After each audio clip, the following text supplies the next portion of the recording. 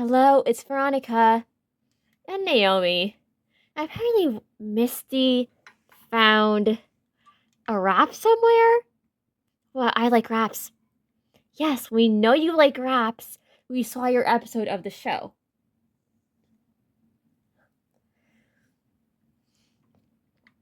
Anyways, today we are finally getting to reviewing our Iris Bow doll. So this is the version of Iris from the Creative Crystals line. It's the one with the whole resin gimmick. She was the last one on the shelf at the Target that we got her from.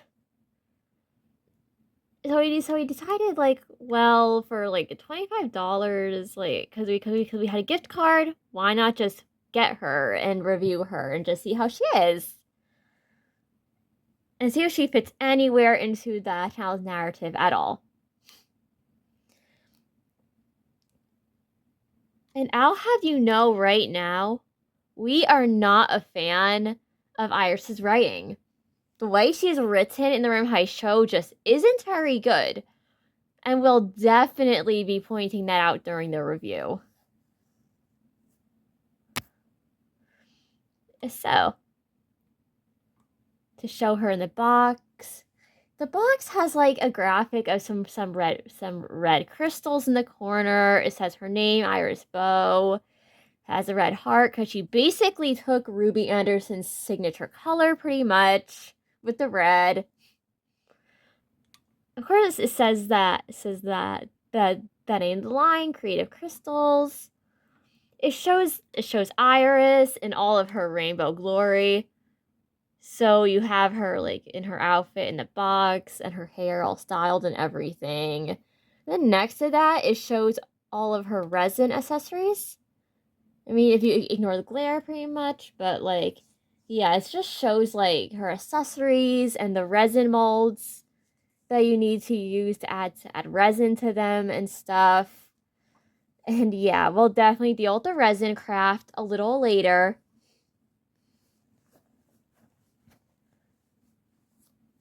Because you kind of need either daytime or like a really, really strong like UV level light to deal with that stuff. So yeah, we'll deal with the resin later. So for her box, it shows her art. And it's a little dented there, but we're gonna box her anyways, so it's fine. But yeah, there's her pretty artwork. It shows all the colors in her hair. It shows her like it shows her face and all that. It shows her with the little like very shiny accessories. So let's look at the box at different angles again, as usual. It has a nice gold border, and it's like red and very, very sparkly. Has a little rainbow design there. There's the back of the box, which the unfortunate thing about that Creative Crystals line is that like these dolls did not have the really, really pretty like artwork on the back of their boxes, and they have like stock pictures. But like it's fine. It says like what you're supposed to do with it.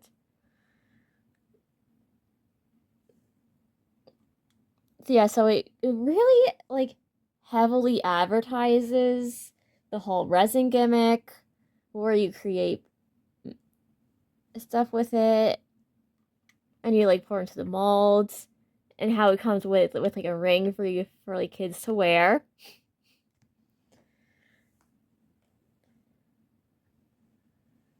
And then there's the other side of the box.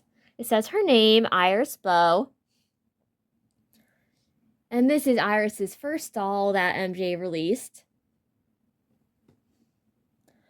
And she was released in a line with this alongside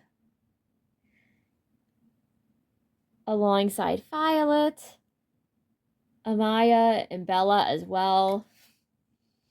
But Iris doesn't. But Iris is arguably the best doll of that line because The others in that line had at least one plastic accessory, and two of them unfortunately came with plastic skirts. And then you had the worst in that line, which is Amaya. And I don't want to upset any Amaya fans out there, but the Amaya in the line this doll's from literally has this really complex hairstyle and probably the most like horrific part line anyone has seen on like in a Rainbow High doll's hair. Like her part line was like literally partially bald to make space for like a braided hairstyle that went over the middle of her head. So yeah, that was awkward.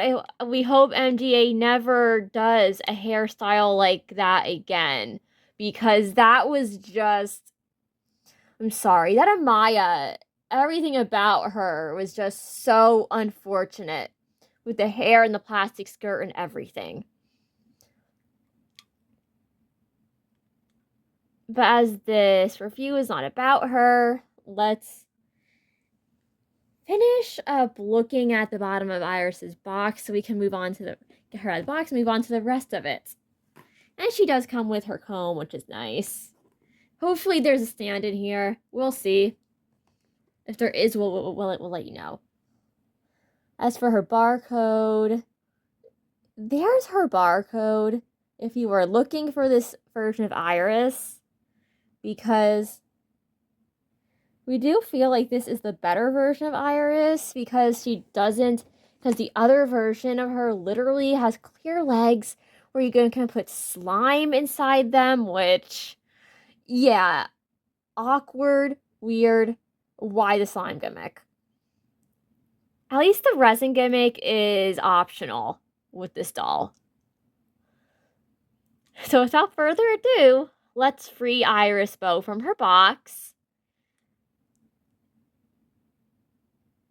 And we'll be back after we show a quick edit of some pictures of her from the Rainbow High show, showcasing her very questionable character arc.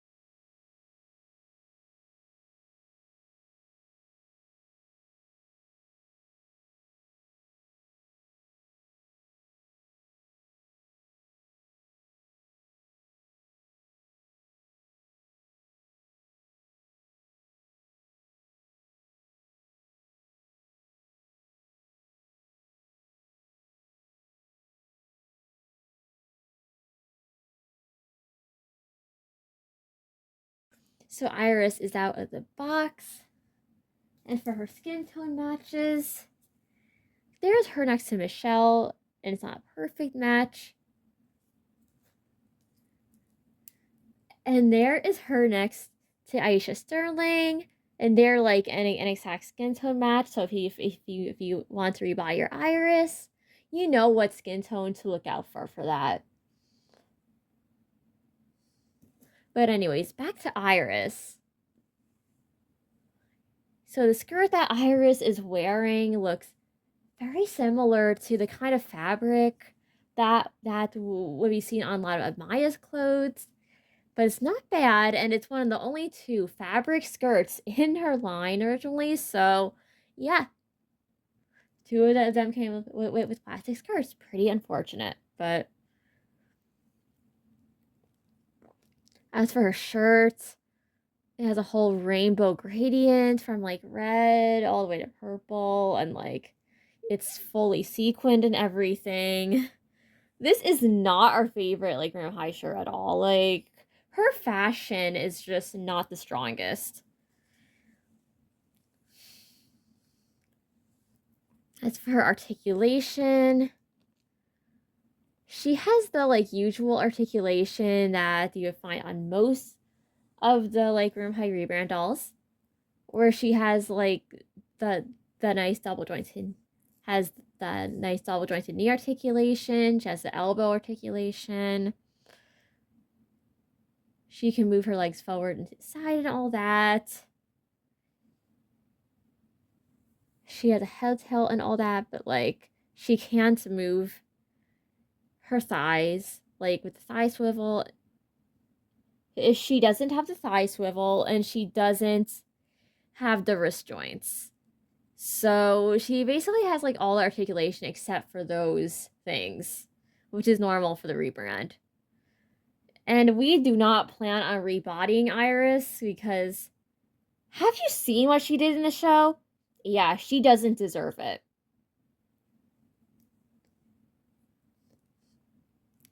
As for her accessories, there is her headphones. And they go over her head just fine, even if it's a little awkward with the buns in her hair and how big they are. Seriously, look how big those are. It's nuts. It's crazy.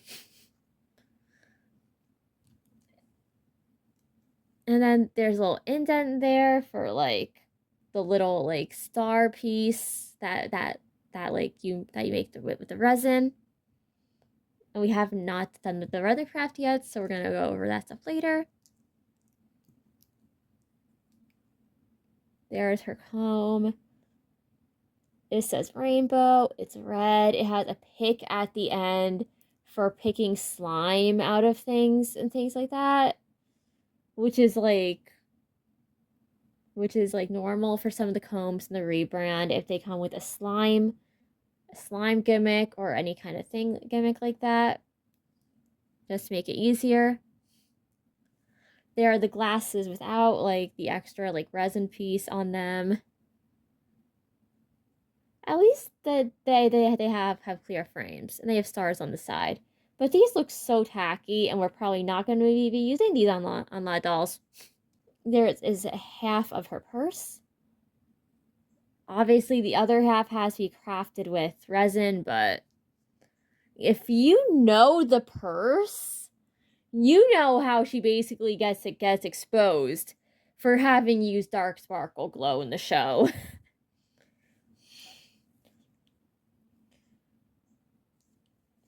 So basically, her whole narrative in the show is that, like, she just shows up in Rainbow World whenever the main girls are, like, getting really, really desperate. Because, like, they've been tasked with, like, finding the original Shimmers or something. Iris, like, shows up, just talks about how she was an original Shimmer. And she's like, I can help, and stuff like that. So naturally, Iris takes control, starts telling her story about how, oh, she had friends, but then they decided they didn't want to be Shimmers anymore, and she felt sad, and now she's uncertain if they're still friends and stuff. Which, spoiler alert, Misty is one of those friends, but yeah.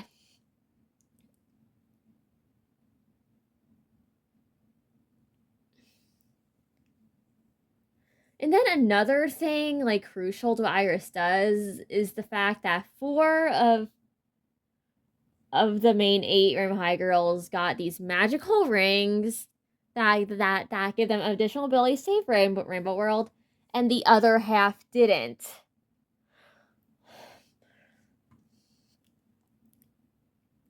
So naturally, Iris is trying to be like, oh, there's some things all that you need the rings to do in Rainbow World, and like you can't really help if you don't have the rings and stuff. So while like the 4 who have the rings go on this whole mission to find the original Shimmers, Iris decides to take the other 4 girls to be like, oh, let's go hang out by the pool and like let me tell some more of my Shimmer stories and stuff. Like, and you can just tell like their group is starting to get a little bit like more divided over this whole ring thing. And it's like, it's just awkward. There's tension with that. And yeah. So then after the other like the four new shimmers who have the rings, like find the original shimmers and everything. They go to ask, like, oh, where are our friends? And Iris is like, oh, these had to go back to Rainbow World because I got the feeling they were like getting a little bit tired of being on Team Ring and stuff. So yeah, she's kind of trying to divide the group a little with that. And then they like naturally kind of accept her like excuse, and then she makes up some like fake rumor like, oh, someone's using dark sparkle glow, and she like starts like trying to pin the blame on the new shimmers, and it's just, yeah, it's just nasty. Like she like tries to pin the blame on them. She's just like, oh, it's probably one of them or something, and she like tries to convince all of her friends of this as well.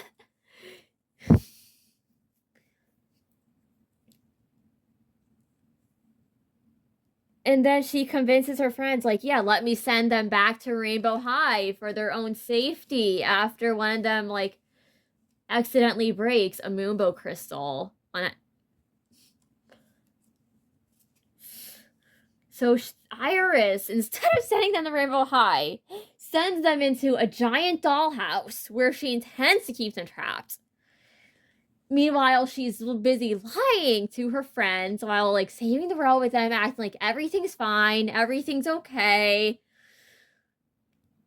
But like Misty, Leilani, and Whitney are like starting to suspect something. They're starting to suspect that like there's something off about Iris.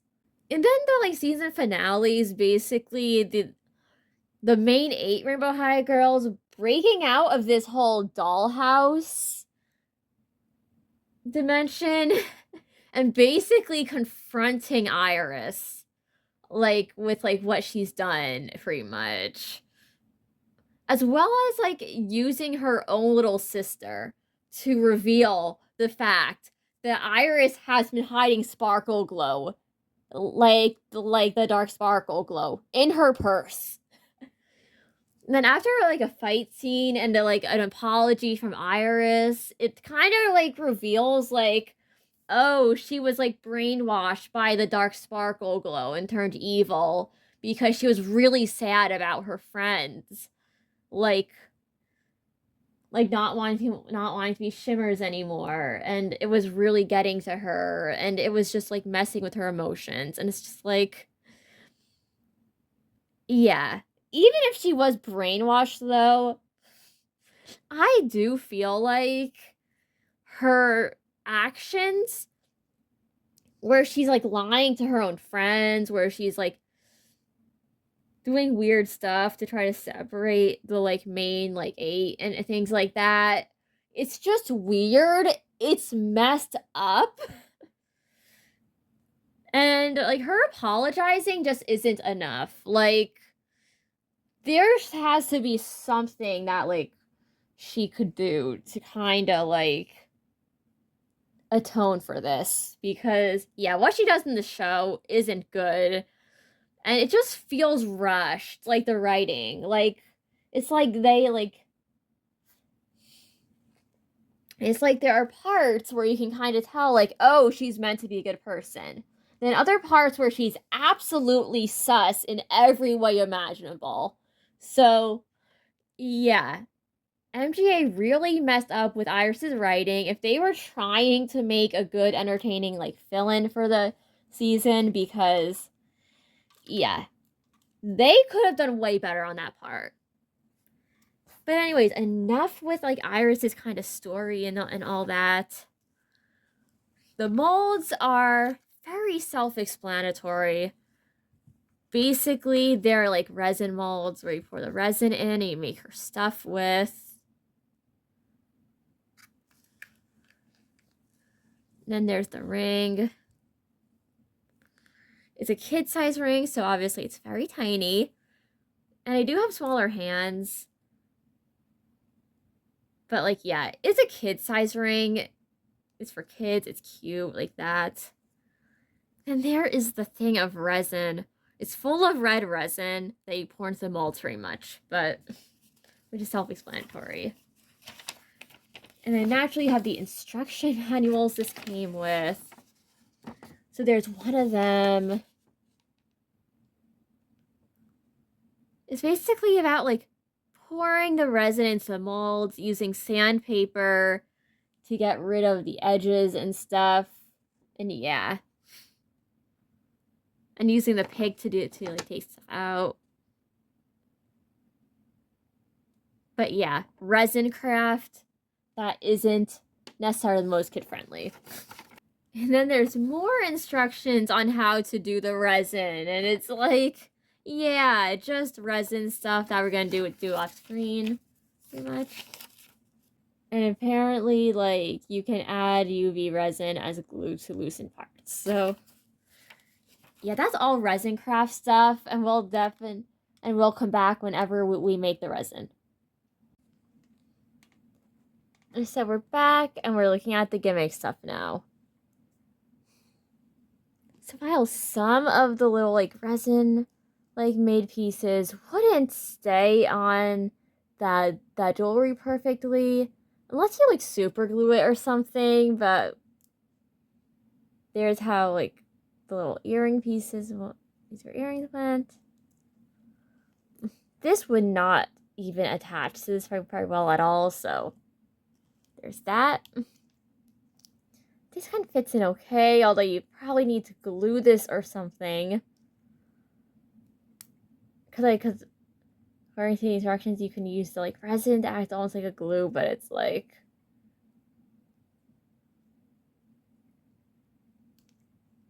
But like, just why?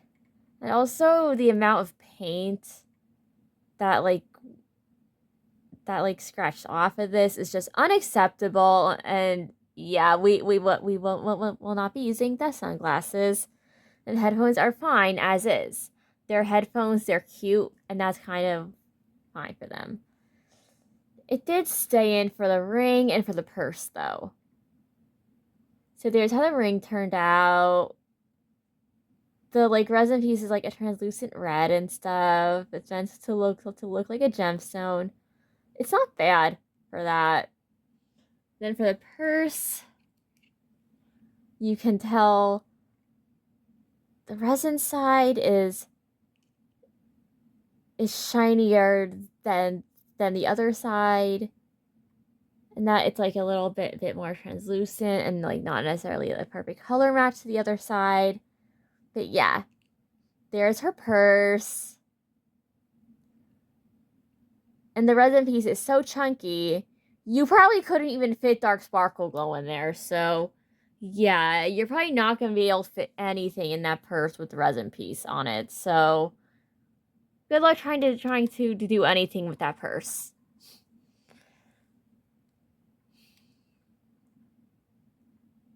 Personally, I am not the biggest fan of this gimmick. I just feel like it wasn't the best executed. That they could have done something a little better with it.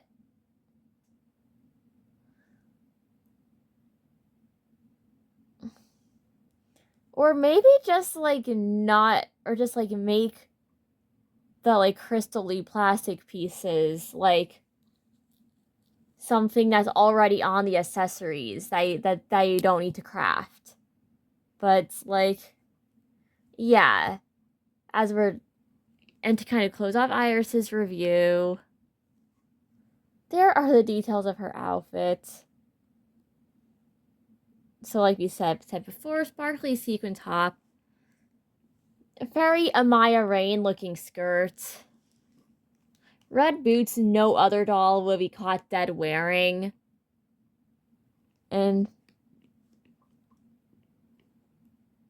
yeah, and the earrings do fit in her ears, which is nice. And then her hair color blend is just such a bright rainbow. It's like you have the whole like red, orange, yellow, green, blue, and purple.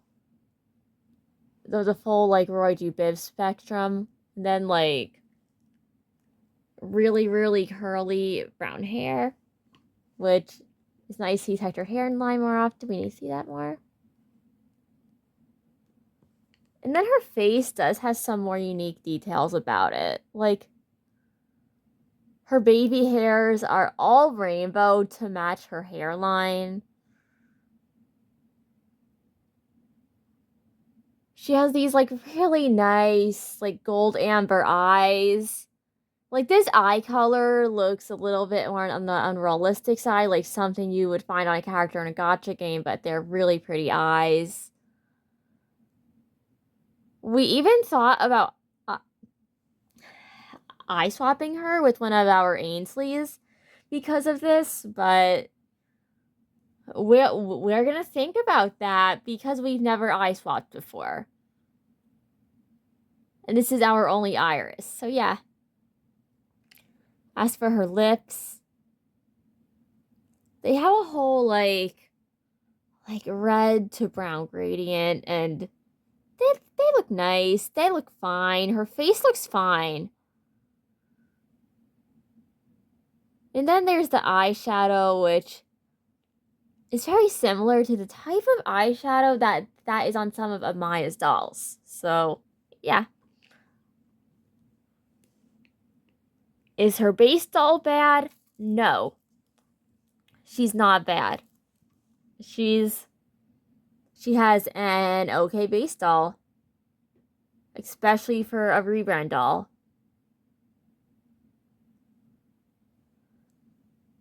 But if you include all the stuff like with the gimmick and her characterization in the show, she is not our favorite.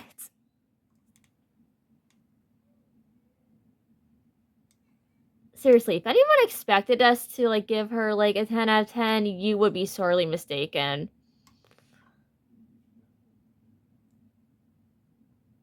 So doll-wise, probably like a 7 out of 10. Like, she's okay, but the execution and the fashion sense could have been a lot better.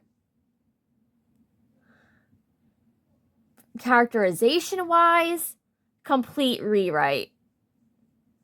So that's our ranking on her. So goodbye, Roosters audience. I love you. Naomi loves you. And stay tuned for our next review, which is going to be the Royal High of Rilla Doll.